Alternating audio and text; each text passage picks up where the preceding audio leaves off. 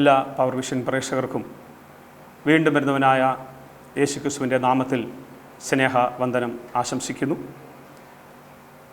മിസ്ബാ സ്വർഗീയ മന്ന എന്ന ഈ പ്രോഗ്രാമിലേക്ക്, ഫസ്റ്റ് എപ്പിസോഡിലേക്ക് എല്ലാവരെയും സ്വാഗതം ചെയ്യുന്നു.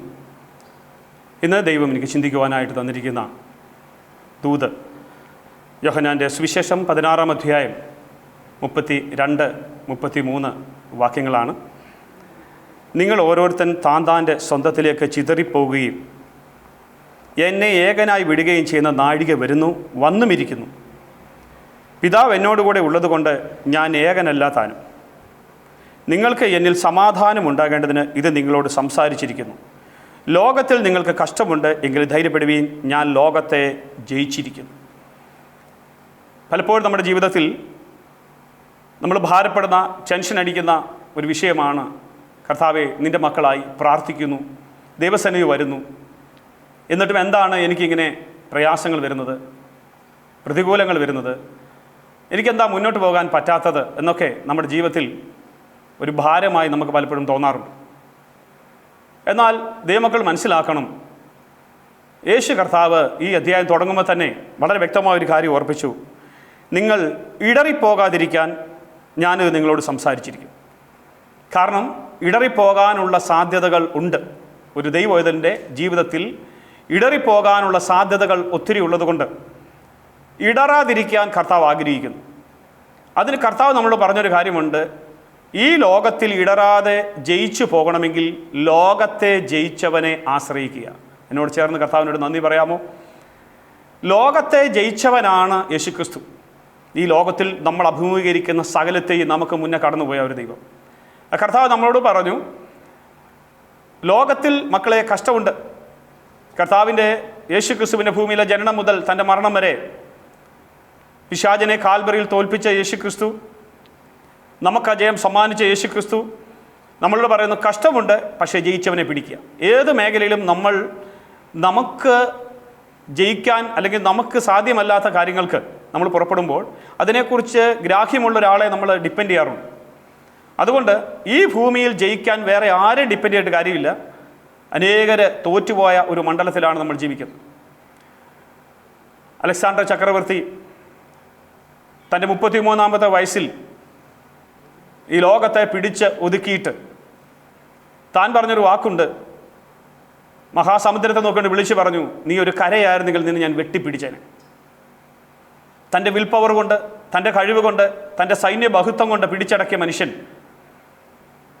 ഒടുവിൽ തനിക്കൊരു രോഗം ബാധിച്ചപ്പോൾ അതിന് കീഴടങ്ങേണ്ടി വന്നു. അതോടെ ആ മനുഷ്യൻ പറഞ്ഞു, ഇല്ല, ഞാൻ ഒന്നുമല്ല. അപ്പോൾ ദൈവമക്കളെ, നമ്മൾ മനസ്സിലാക്കുക, നമ്മളൊന്നുമല്ല, നമുക്ക് ബലമുള്ളൊരു കർത്താവിനെ പിടിക്കുക. യേശു കർത്താവ് പറഞ്ഞു, നിങ്ങളൊക്കെ എൻ്റെ മുമ്പിൽ ഇടറും. അപ്പോൾ ഒരു ആത്മീകൻ്റെ ജീവിതത്തിൽ, ഒരു ദൈവത്തിൻ്റെ ജീവിതത്തിൽ എല്ലാവരും ഇന്നാരൊക്കെ നമുക്ക് കാണും എന്ന് വിചാരിച്ച് ആത്മീയ ജീവിതത്തിൽ മുന്നോട്ട് പോയാൽ നമ്മൾ തകർന്നു പോകും. കാരണം എന്താണെന്ന് ചോദിച്ചാൽ എല്ലാവരും ചിലപ്പോൾ നമ്മുടെ അവിടെ ഇടറും.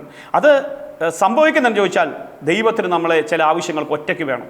ദൈവത്തെ നമ്മളോട് കൃത്യമായി ഇടപെടാനുണ്ട്, സംസാരിക്കാനുണ്ട്. അതുകൊണ്ട് ഒരുപക്ഷെ ഇന്ന് നിങ്ങൾ ചില പ്രശ്നങ്ങളെയും പ്രയാസങ്ങളുടെ നടുവിൽ അഭിമുഖീകരിക്കുന്നവരായിരിക്കാം. എനിക്ക് നിങ്ങളൊരു സന്ദേശം പറയാനുള്ളത്, ദൈവമക്കളെ മനസ്സിലാക്കുക, ഇതൊരു കഷ്ടത്തിനല്ല, ഇതൊരു തോൽവിക്കല്ല. കാരണം അമ്മയുടെ ഉദരത്തിൽ പിണ്ണാകാരമാകുന്നതിന് മുമ്പ് നമ്മളെ തിരഞ്ഞെടുത്ത ഒരു ദൈവം നമ്മുടെ കൂടെ ഉള്ളതുകൊണ്ട് നിശ്ചയമായും നിങ്ങളെ എടുത്തുകൊണ്ടുവരുവാൻ, ഉയർത്തിക്കൊണ്ടുവരുവാൻ നമ്മുടെ ദൈവത്തിന് വാസ്തവമായി ശക്തിയുണ്ട്, കഴിവുണ്ട് എന്ന് ഓർപ്പിക്കുകയാണ്. നമുക്കറിയാം, അതിന് നമ്മൾ എന്ത് ചെയ്യണം? യേശു കർത്താവ് 17-ാം അധ്യായത്തിലേക്ക് വരുമ്പോൾ, യോഹന്നാന്റെ സുവിശേഷം 17-ാം അധ്യായം ആരംഭിക്കുമ്പോൾ യേശു കർത്താവ് പ്രാർത്ഥിക്കുകയാണ് പിതാവിനോട്. ആ പ്രാർത്ഥനയിൽ യേശു പറഞ്ഞൊരു വാക്കുണ്ട്, പുത്രന് പിതാവിനെ മഹത്വപ്പെടുത്തണം. അതിനുവേണ്ടി പുത്രനെ പിതാവെ മഹത്വപ്പെടുത്തണമേ. ഒരാമീൻ പറയാമോ? ഇപ്പം നമ്മൾ കർത്താവെ പലപ്പോഴും പറഞ്ഞ, കർത്താവെ, എനിക്ക് ഈ രോഗം വന്നാൽ മറ്റുള്ളവർ എന്ത് വിചാരിക്കും, എനിക്ക് കടബാധ്യത വന്നാൽ മറ്റുള്ളവർ എന്താ വിചാരിക്കും, അങ്ങനെയാണ് നമ്മൾ പറയുന്നത്. പക്ഷേ യേശു പ്രാർത്ഥിച്ചത്, എൻ്റെ ജീവിതം പിതാവിനെ മഹത്വപ്പെടുത്താൻ, എൻ്റെ ലൈഫ് പിതാവിനെ മഹത്വപ്പെടുത്താനായതുകൊണ്ട് പിതാവേ, നീ എന്നെ മഹത്വപ്പെടുത്തണം. അത് ദൈവത്തിലെ നമ്മുടെ ജീവിതത്തിൽ വരുന്ന എല്ലാ പ്രയാസങ്ങളെയും പ്രതികൂലങ്ങളുടെ നടുവിൽ ജയിപ്പിക്കാൻ വേണ്ടിയാണ്. നമുക്ക് പറ്റാത്ത ഒരു കാര്യം ദൈവം നമ്മളെ ഏൽപ്പിക്കത്തില്ല. ഇപ്പോൾ നമ്മൾ അഭിമുഖീകരിക്കുന്ന സകല വിഷയത്തെ ജയിക്കാൻ നമുക്ക് പറ്റും. അപ്പോൾ യേശുവിൻ്റെ മുമ്പിൽ വരുന്നത് ഒരു കാൽവരി മരണമാണ്, അതിവേദനയുടെ അനുഭവമാണ്. കൂടുള്ളവരെല്ലാം ചിതറി ഓടുമെന്ന് യേശുവിന് വ്യക്തമായിട്ട് അറിയാം. ആ സ്ഥാനത്ത് യേശു പറയുക, പിതാവേ, നീ എന്നിൽ നിന്ന് മാറരുത്, എനിക്ക് നിന്നെ അവിടെ മഹത്വപ്പെടുത്താൻ പറ്റണം. അത് ദൈവമക്കളെ, ഇപ്പോൾ അഭിമുഖീകരിക്കുന്ന എല്ലാ പ്രശ്നങ്ങളെ നോക്കിയിട്ട് പറ, ഇത് എൻ്റെ ദൈവത്തെ മഹത്വപ്പെടുത്താൻ ദൈവം എനിക്ക് ഒരുക്കി തന്ന വിലയേറിയ അവസരമാണ്. ഹല്ലേലൂയ.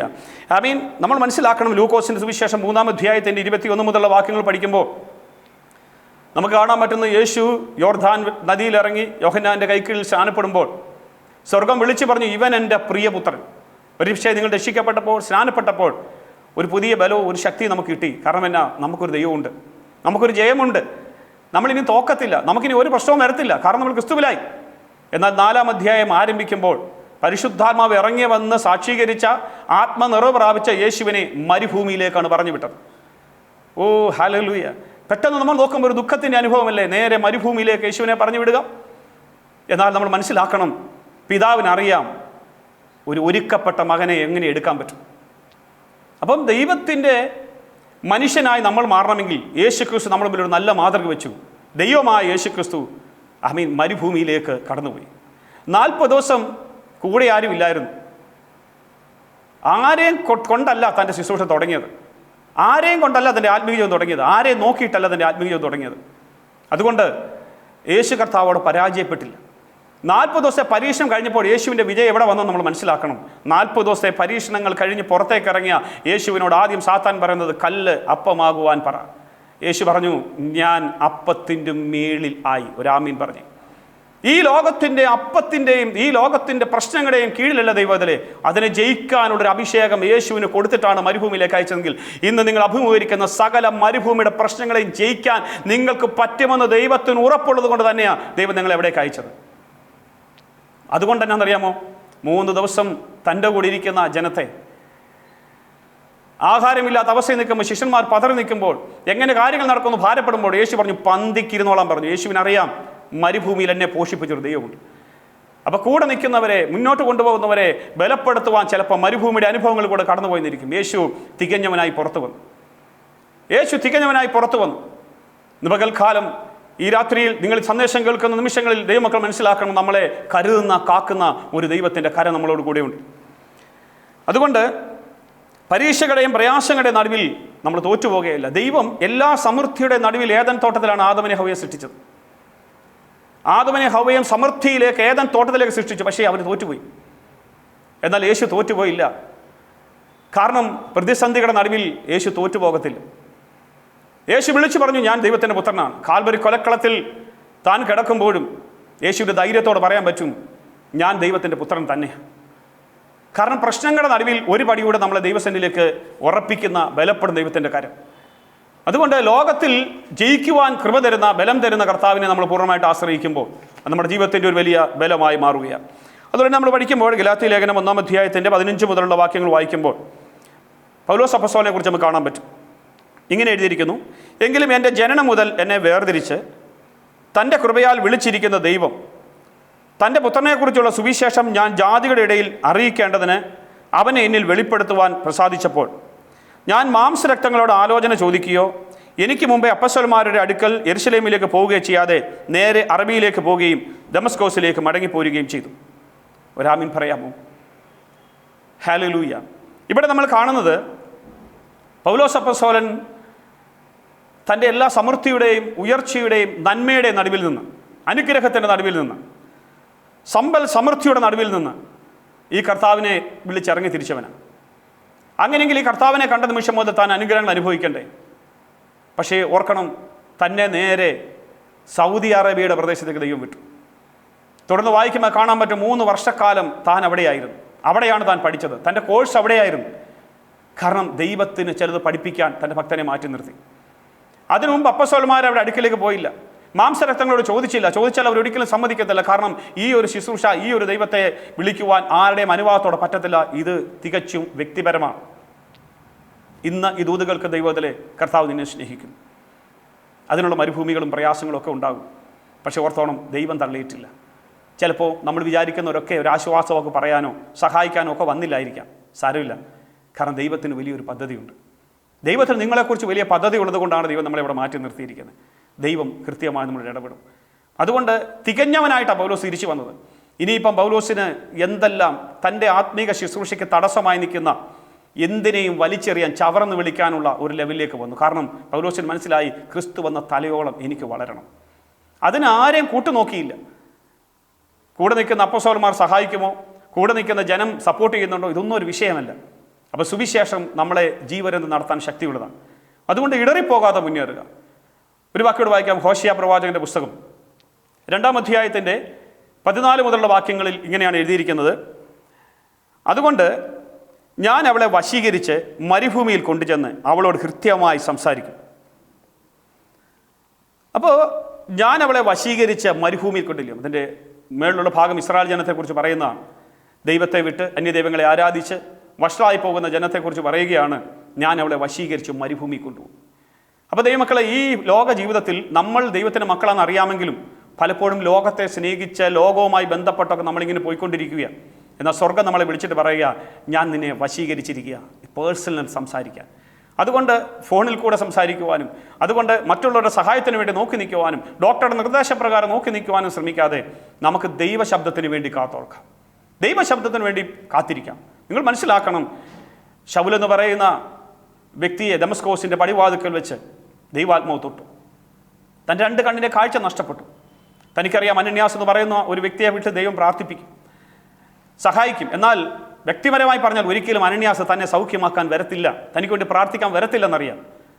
അതുകൊണ്ട് അനന്യാസിൻ്റെ അടുക്കൽ ആളെ വിട്ട് ഞാൻ ശൗലാണെന്ന് പറയാനൊന്നും തയ്യാറായില്ല. അവൻ പ്രാർത്ഥിച്ചു. അപ്പോൾ അനന്യാസ് അവനോട് പറയുന്ന ചില സന്ദേശങ്ങൾ, ദൈവത്തോട് പറയുന്ന സന്ദേശങ്ങളുണ്ട്. ദൈവമേ, ഞാനിവിടെ പോയി ശരിയാകത്തില്ല, അവൻ ഈ നാമത്തെ നശിപ്പിച്ചവനാണ്, അവൻ്റെ അടുക്ക പോയിട്ട് കാര്യമില്ല. അപ്പോൾ ദൈവം പറഞ്ഞൊരു വാക്കുണ്ട്, അവൻ പ്രാർത്ഥിക്കുന്നു, അവൻ പ്രാർത്ഥിക്കുന്നു. ഇന്ന് എന്നെ കേൾക്കുന്ന ദൈവത്തിൻ്റെ പൈതലെ, സ്വർഗം നമ്മളെ നോക്കിയിട്ട് പറയണം, എൻ്റെ പൈതൽ പ്രാർത്ഥിക്കും, എൻ്റെ പൈതൽ പ്രാർത്ഥിക്കുന്നു. അതെ, അവൻ ഏത് തടസ്സങ്ങളാണെങ്കിലും, ഏത് സഹായിക്കാത്തവരാണെങ്കിലും, ഏത് കാരാഗ്നി പൂട്ടിയവരാണെങ്കിലും, നിൻ്റെ പ്രാർത്ഥന പായൽ വിടുതൽ നടത്താൻ ദൈവം മതിയായവനാണ്. നിൻ്റെ പ്രാർത്ഥന പായൽ അത്ഭുതം നടത്താൻ മതിയായവനാണ്. അതുകൊണ്ട് നമ്മൾ മനസ്സിലാക്കുക, ഈ മരുഭൂമിയിൽ ദൈവം ഇടപെടുകയാണ്. അടുത്ത വാക്യം ഇങ്ങനെയാണ് എഴുതിയിരിക്കുന്നത്. അവിടെ നിന്ന് ഞാൻ അവൾക്ക് മുന്തിരിത്തോട്ടങ്ങളെയും പ്രത്യാശയുടെ വാതിലായ ആഖോർ താഴ്വരയെയും കൊടുക്കും. അവൾ അവിടെ അവളുടെ യൗവനകാലത്തിൽ എന്ന പോലെയും അവൾ മിസ്രയീം ദേശത്ത് നിന്ന് പുറപ്പെട്ടു വന്ന നാളിൽ എന്ന പോലെയും വിധേയ ആകും. അപ്പോൾ ദൈവത്തിന് വിധേയമാകുവാൻ, ഒരുപക്ഷേ ആഖാൻ കല്ലേറ് കൊണ്ട് മരിച്ച ഒരു താഴ്വരയാണ്. ഇപ്പോൾ നിങ്ങൾ അഭിമുഖീകരിക്കുന്ന രോഗമാണെങ്കിൽ ഓർത്തോണം, ഇത് വന്ന് ഒത്തിരി പേര് മരിച്ചിട്ടുണ്ടായിരിക്കാം. ഇപ്പോൾ നിങ്ങൾ അഭിമുഖീകരിക്കുന്ന കടബാധ്യതയാണെങ്കിൽ ഓർത്തോണം, ഒത്തിരി പേർ ഇതിന് മുമ്പിൽ സൂയിസൈഡ് ചെയ്ത് കാണും. ഒത്തിരി പേർ ചിലപ്പോൾ ആത്മീക ജീവിതത്തെ വിട്ടുപോയി കാണാം, ഈ പ്രശ്നങ്ങൾ അഭിമുഖീകരിക്കാൻ കഴിയാതെ. എന്നാൽ പ്രാർത്ഥിക്കുന്ന ദൈവമക്കൾ മനസ്സിലാക്കണം, നമ്മളെ കരുതുന്ന കാക്കുന്ന ഒരു ദൈവം പറയുകയാണ്, ഈ മരുഭൂമിയിൽ ദൈവം കൃത്യമായി ഇടപെടും. ഈ താഴ്വര നിനക്ക് അനുഗ്രഹത്തിൻ്റെ താഴ്വരയാക്കി ദൈവം മാറ്റും. ഈ താഴ്വരയിൽ ദൈവം നിന്നെ ചലിപ്പിക്കും. ഈ താഴ്വരയിൽ നിനക്കൊരു പ്രത്യാശ ഉണ്ടാകണം. ഈ താഴ്വരയിൽ ഒരു പ്രത്യാശയോടെ ചുവടുകൾ വയ്ക്കുവാൻ കർത്താവ് നമ്മളെ സഹായിക്കട്ടെ. ദിവസങ്ങളിൽ പ്രാർത്ഥിക്കുകയാണ്. അതിന് 18 മുതലുള്ള വാക്യങ്ങൾ ഇങ്ങനെ എഴുതിയിരിക്കുന്നു. അന്നാളിൽ ഞാൻ അവർക്ക് വേണ്ടി കാട്ടിലെ മൃഗങ്ങളോടും ആകാശത്തിലെ പക്ഷികളോടും നിലത്തിലെ ഇഴജാതിയോടും ഒരു നിയമം ചെയ്യും. ഞാൻ വില്ലും വാളും യുദ്ധവും ഭൂമിയിൽ നീക്കി അവരെ നിർഭയം വശീക്കുമാറാക്കും. എന്നോട് ചേർന്നൊരു സ്തോത്രം പറയാമോ? മരുഭൂമി വന്നാലും പ്രതികൂലം വന്നാലും സ്വർഗ്ഗം ഇവിടെ പറയുകയാണ്, കാട്ടിലെ മൃഗങ്ങളോടും ആകാശത്തിലെ പറവകളോടും ഇഴജാതികളോടും ഞാനൊരു നിയമം കൽപ്പിക്കും.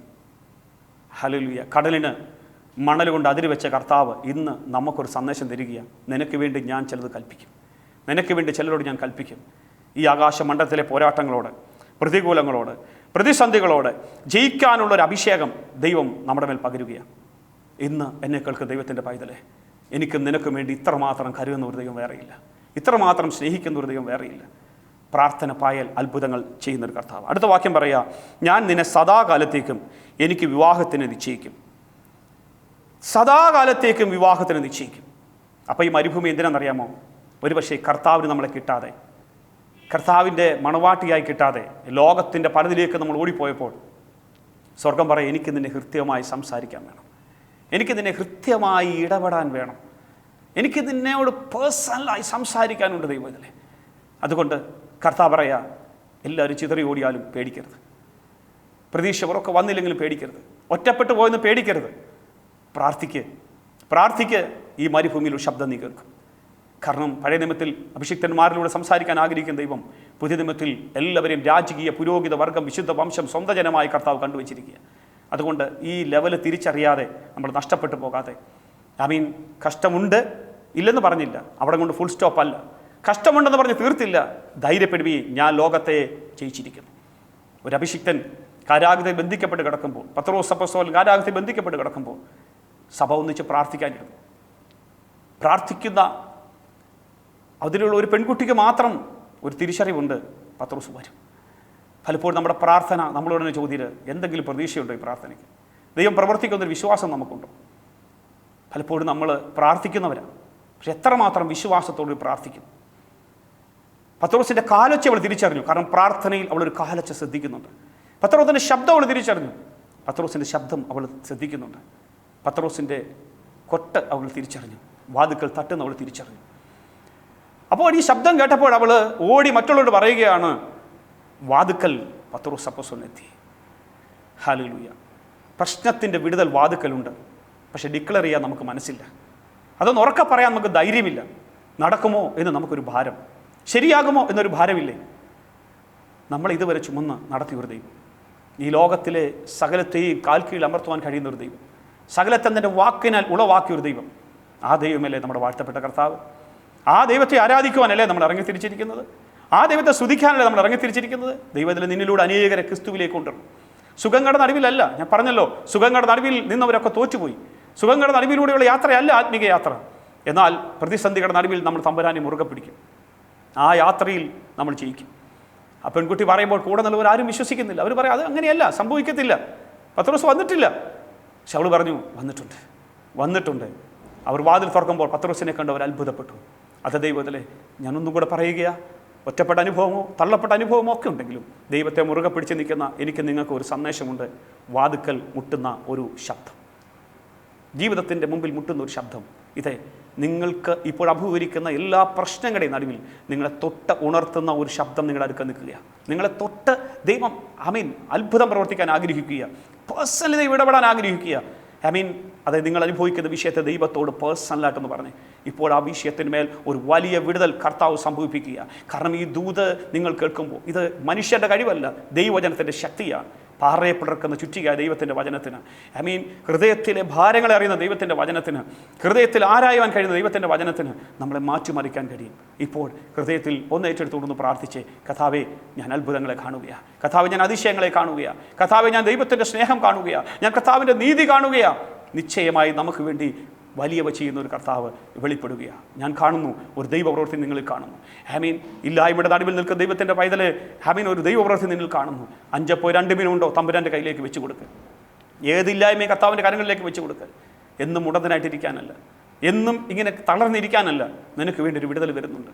38 സംവത്സരമായി കുളക്കരയിൽ കിടക്കുന്നവനെ കൈപിടിച്ച് പൊക്കാൻ ഒരു യേശു കർത്താവ് വരുന്നുണ്ട്. നിനക്ക് വേണ്ടി മാത്രം വരുന്നുണ്ട്. നിന്റെ പ്രശ്നങ്ങൾക്ക് പരിഹാരകനായി മാത്രം വരുന്നുണ്ട്. നിന്റെ വിഷയത്തെ മാത്രം വിടുവിക്കാനായി കർത്താവ് വരുന്നുണ്ട്. അതുകൊണ്ട് ഇന്ന് ഈ സന്ദേശം കേൾക്കുന്ന ഓരോ ദൈവത്തിനും തിരിച്ചറിയുക, ലോകത്തിൽ കഷ്ടമുണ്ടാകാം, പക്ഷേ എനിക്ക് ഭാരമില്ല.